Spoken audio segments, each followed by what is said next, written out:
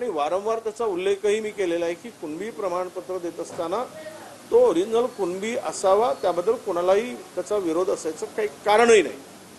राहिला आहे की जे आरक्षण मिळतं ते सामाजिक, शैक्षणिक आणि आर्थिक या तीनही बाबीवर त्या निकषामध्ये खरं तर सामाजिक आणि शैक्षणिक मागासलेपणा यावरच ह्या आरक्षणाची नीव आहे.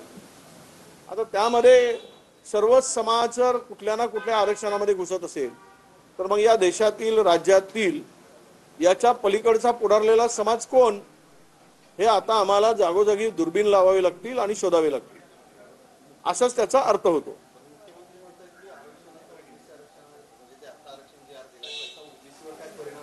परिणाम होणार नाही. काय प्रशासन आहे तो सामाजिक न्याय विभागाचे लोकांना काय अक्कल बिक्कल आहे की नाही.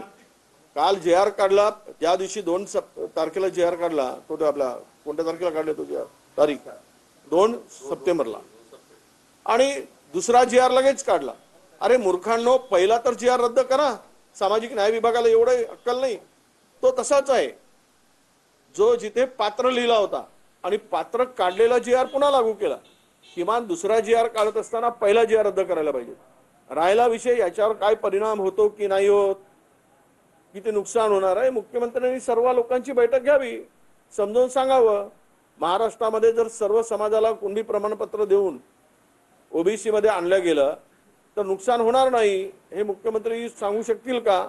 म्हणूनच आम्ही त्यांच्याकडे मागणी केली की सर्वांना बोलवा, सर्व पक्षीय OBC नेत्यांना बोलवा आणि आम्हाला सांगा की कसं कमी होत नाही, कसं नुकसान होत नाही आणि त्यांची एंट्री इतर OBC मध्ये कशी होत नाही आहे, हे सगळं समजावून सांगितलं पाहिजे.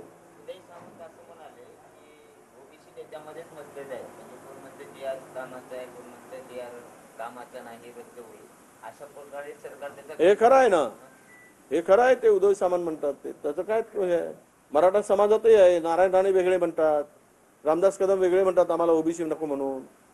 आता उदय सामंतची भूमिका काय ती मला माहित नाही, पण त्यांच्यामध्ये मतभेद आहेतच ना.